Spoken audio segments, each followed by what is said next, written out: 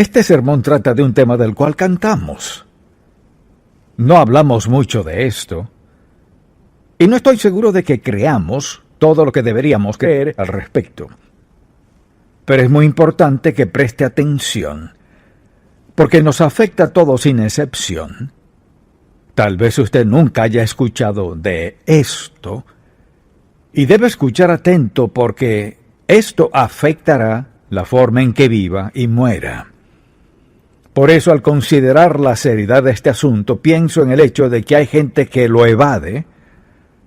No es cuestión de preferencia, sino que hay denominaciones que eliminan esto de sus himnarios porque han decidido que no es importante, que ofende a la gente.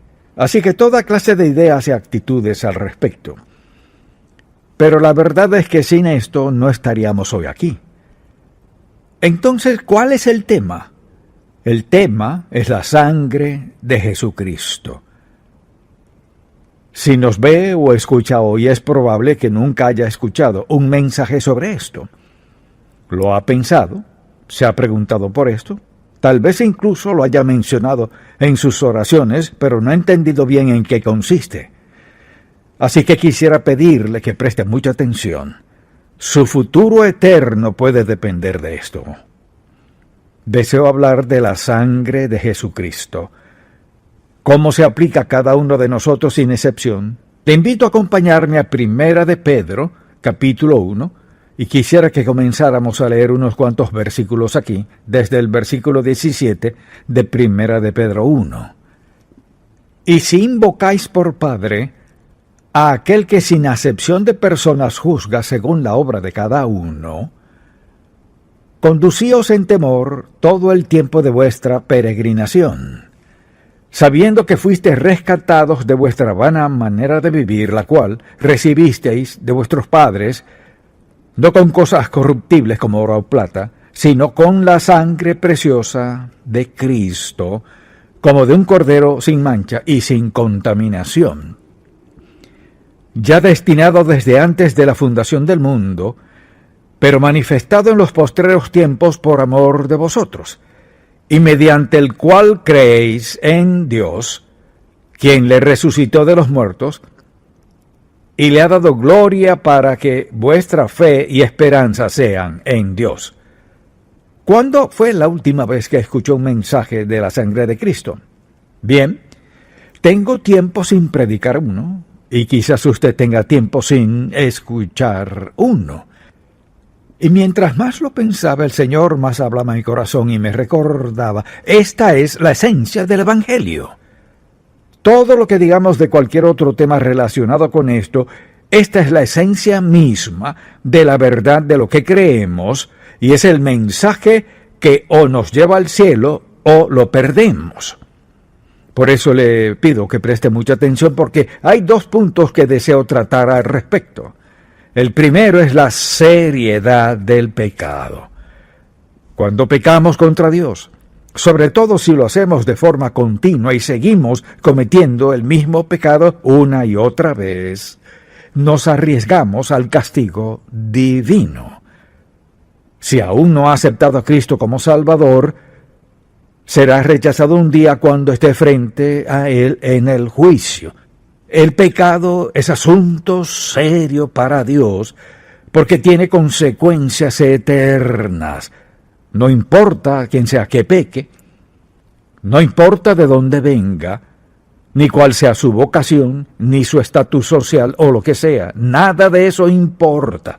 El pecado es desobediencia a Dios Santo.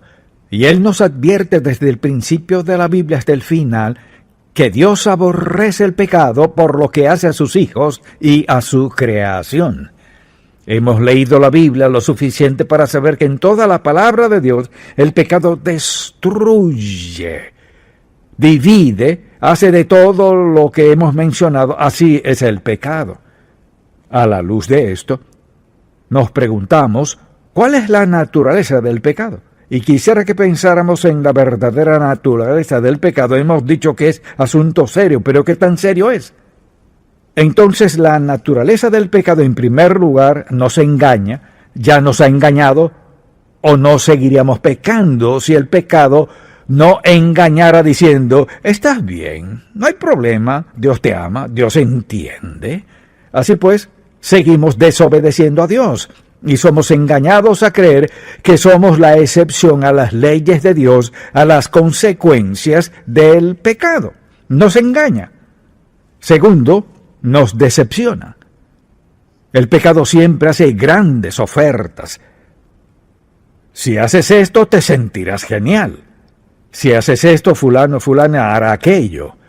Considere las decepciones que todos hemos tenido en la vida en diversos ámbitos, pero el pecado nos defrauda porque hace grandes promesas que no puede cumplir. Tal vez su satisfacción sea temporal, pero así es el pecado. Si no tuviera satisfacción alguna, no pecaríamos. Tiene satisfacción temporal, pero nos engaña y nos decepciona. Es destructivo. Con solo ver nuestro entorno nos daremos cuenta de cuán destructivo es el pecado. Toma muchas sendas, pero tarde o temprano destruye. Destruye familias, matrimonios, destruye empleos, destruye futuros, destruye niños, todo. El pecado destruye por naturaleza. Luego, piensa en esto. Por último, el pecado trae muerte. ¿Por qué batallo con eso? Porque quisiera decir que a menudo el pecado trae muerte después de cierto tiempo. A veces es al instante, pero lo peor es que su efecto es eterno. La Biblia dice, el alma que pecare morirá, la paga del pecado es muerte. Si tuviera que detenerme aquí, la vida sería terrible. Pero gracias a Dios no nos detenemos aquí. Pensemos en esto.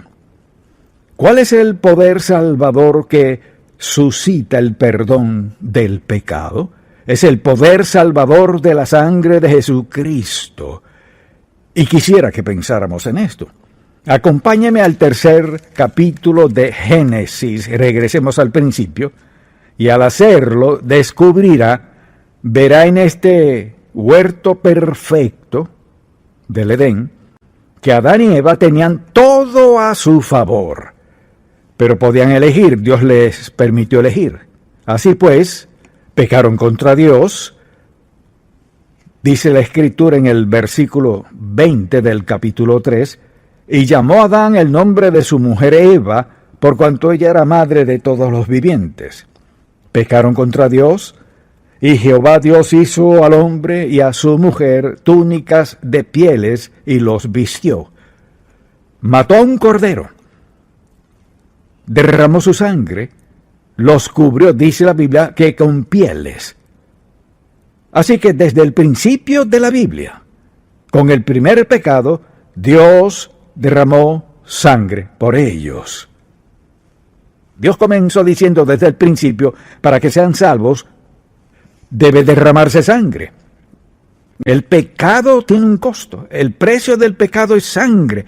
El precio del pecado es la sangre de Cristo. Desde aquellos días, antes de que supieran lo que ahora sabemos, el asunto era que el perdón requería muerte y derramamiento de sangre. Entonces, después de que Cristo vino al mundo y hablaba acerca del pecado, y recordará cuando el Señor comenzó a hablarles de la sangre a sus discípulos, aquella noche en la cena del Señor. ¿En qué consiste la cena del Señor? Se trata de la sangre de Cristo, que produce salvación. Es nuestro recordatorio de lo que sucedió. Ahora, con eso en mente, le daré 4 palabras. Son 4 palabras que en realidad describen todo este plan redentor de Dios. Todas tienen que ver con la sangre de Jesucristo, todas tienen parte en ella, pero podríamos envolver todo el mensaje de salvación en estas 4 palabras. La primera es redención, de la que acabamos de leer hace un momento, redención. Al considerar esta palabra, pensemos en lo que dice en 1 de Pedro 1, versículo 18, sabiendo que fuiste rescatados, o sea, salvos, no con cosas corruptibles como oro o plata. ¿No es interesante que Dios haya tomado lo más valioso o preciado para decir, miren, sus bienes más valiosos no les servirán de nada? Afirmó, sabiendo que fuiste rescatados de vuestra vana manera de vivir, la cual recibiste de vuestros padres, no con cosas corruptibles como oro o plata, sino con la sangre preciosa de Cristo, como de un cordero sin mancha y sin contaminación. Así que la primera palabra es redención. Redimir algo es comprarlo de nuevo. La sangre de Jesucristo es lo único en existencia que podrá encargarse de nuestro pecado. Él nos redimió, nos rescató de una vida de pecado. La segunda palabra es reconciliación. Vayamos a Colosenses capítulo 1 por un momento. Reconciliación, capítulo 1, desde el versículo 19. Escuche lo que dice. Por cuanto agradó al Padre que en él habitase toda plenitud. Preste atención. Y por medio de él, reconciliar consigo todas las cosas, así las que están en la tierra como las que están en los cielos, haciendo la paz mediante la sangre de su cruz, y a vosotros también, que erais en otro tiempo extraños, separados de Dios, y enemigos en vuestra mente, haciendo malas obras, ahora os ha reconciliado en su cuerpo de carne, por medio de la muerte, para presentaros santos y sin mancha e irreprensibles delante de Él. El pecado nos ha separado a cada uno de nosotros de Dios. Y quienes somos salvos, fuimos reconciliados, aceptamos a Cristo como Salvador, su muerte en el Calvario, fuimos reconciliados, así fue. Hay redención, hay reconciliación. La reconciliación une a la gente. La reconciliación une a los cónyuges que se habían separado o divorciado. Y la reconciliación lleva al pecador a ser uno en su relación con Cristo. Unión, reunión y armonía. Luego está la palabra justificación. Vayamos a Romanos capítulo 5 por un momento. Justificación. Y aquí comencemos a leer en el versículo 8. Mas Dios muestra su amor para con nosotros en que siendo aún pecadores, Cristo murió por nosotros. Así que al hablar del amor de Dios por nosotros, ¿qué hace? Va directo a la razón suprema y el precio de su amor por nosotros. Dice, mas Dios muestra su amor para con nosotros en que siendo aún pecadores, Cristo murió por nosotros. Pues mucho más, estando ya justificados en su sangre, por él seremos salvos de la ira. Ahora bien, decimos que algo está justificado cuando se declara que ya no es culpable. O sea, cuando Dios nos justifica, Él declara que ya no somos culpables. Alguien dirá, ¿acaso Dios dice, no culpable, no eres culpable, no eres culpable? No. Es la sangre de Cristo que lo hace posible. Así que si alguien rechaza a Cristo, rechaza al único que puede quitar su pecado, porque Él es quien hizo que la justificación fuera realidad.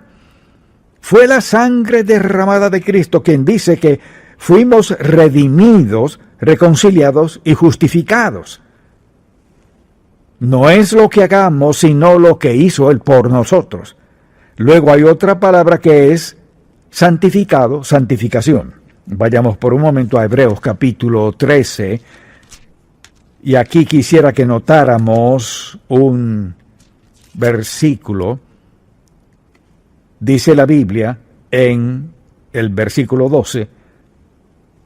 Por lo cual también Jesús, para santificar al pueblo mediante su propia sangre, padeció fuera de la puerta. Ahora, santificar algo es apartarlo.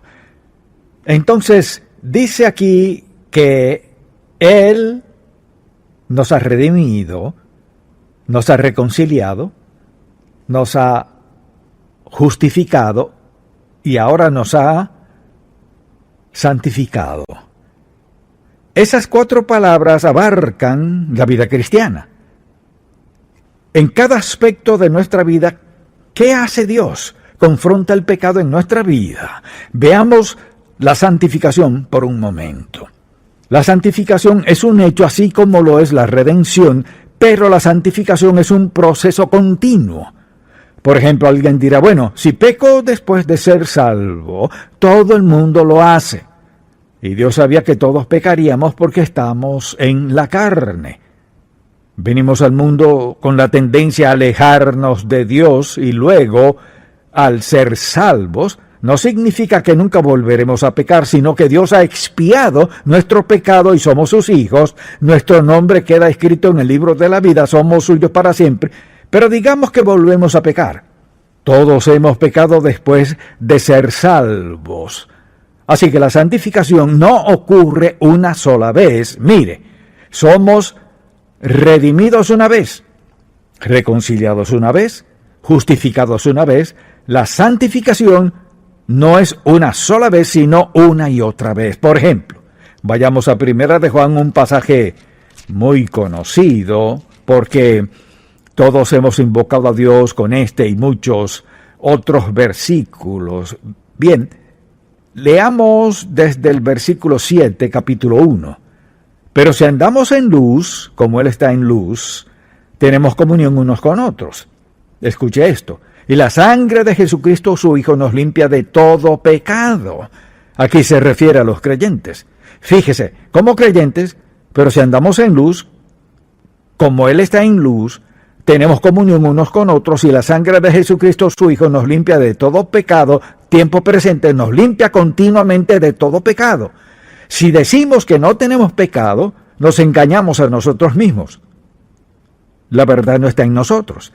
Si confesamos nuestros pecados, o sea, si estamos de acuerdo con Dios en que hemos pecado contra Él, Él es fiel y justo para, o sea, sin duda lo hará, perdonar nuestros pecados y limpiarnos de toda maldad.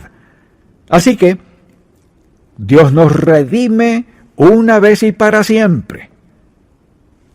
Nos reconcilia de una vez por todas y nos justifica de una vez por todas. Vemos en las Sagradas Escrituras que su santificación es una vez y un proceso continuo.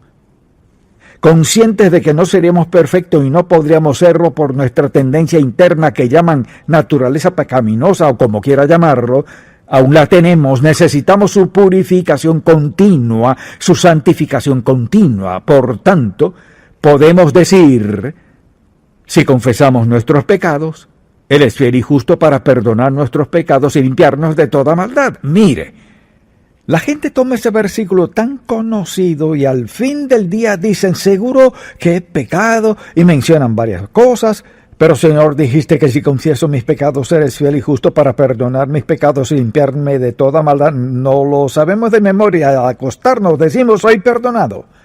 Si no tomamos en serio el pecado, y reconocemos que cada vez que pecamos contra Dios y acudimos a Él a pedirle perdón, estamos pidiendo y recibiendo perdón basándonos en la muerte de Cristo en la cruz, que dio su sangre, lo cual fue el sacrificio único por todos los pecados de todo el mundo y de toda la humanidad.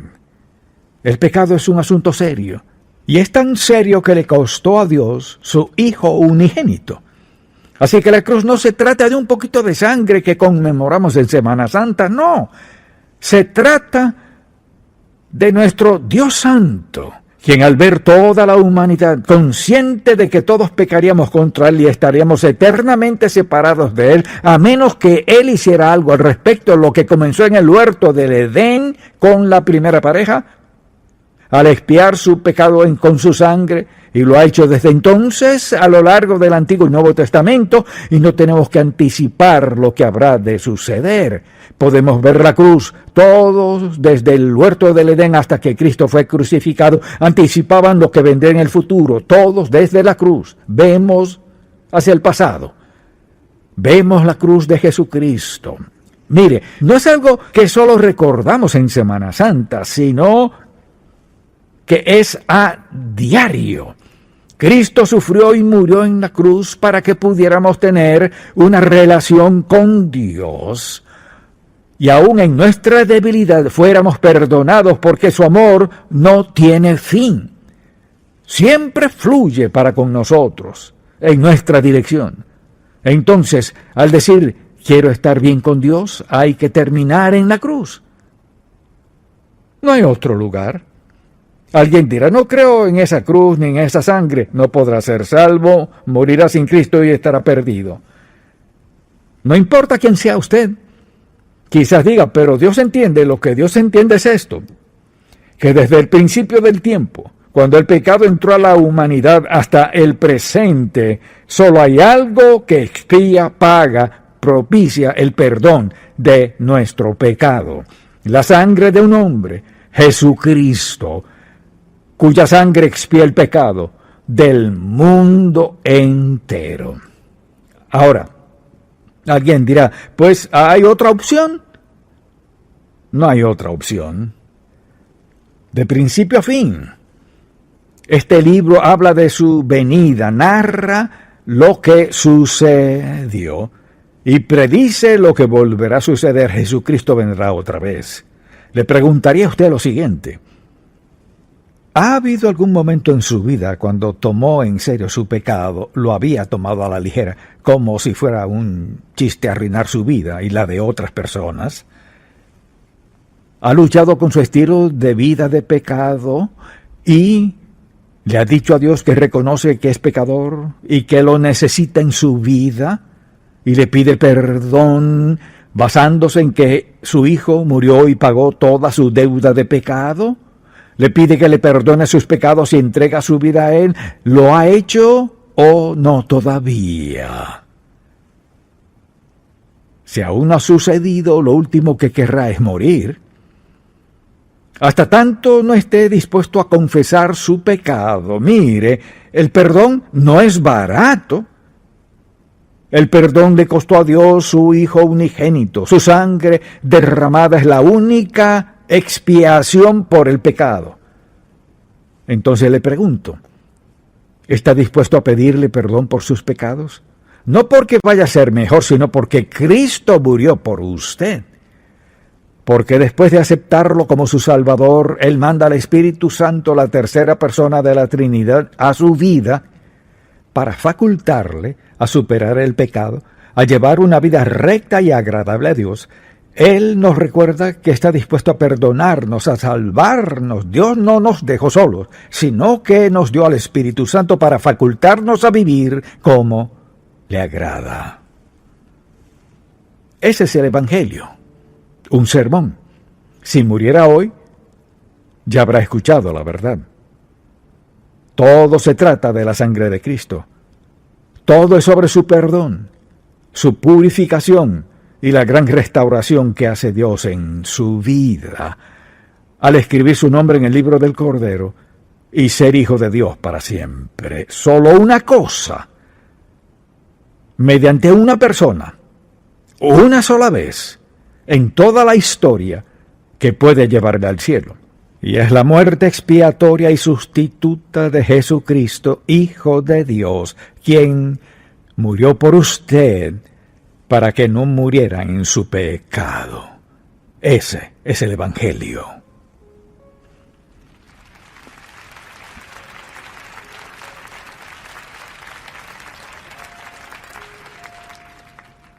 Así que si usted está hoy aquí, o nos escucha o nos ve, esta es su oportunidad. Oremos. Padre, te pido por alguien aquí que aún no es salvo, que no sabe nada de la redención, ni la reconciliación, o ninguno de esos términos que usamos. Solo sabe que hay pecado en su vida y está separado de ti. Oro en el nombre de Jesús para que te pidan que perdones sus pecados y rindan su vida a ti. Que sea el principio de una vida nueva. Dijiste que nos sellarías como tus hijos. Así que te pido que haya confesión y rendición de esas vidas a Cristo y que le informen a alguien que sus vidas hoy han sido transformadas al aceptar a Cristo como su Salvador personal. También, Señor, oro por el resto de nosotros que no olvidemos este mensaje y que tomemos en serio el vivir como te agrada. Oramos en el nombre de Jesús. Amén.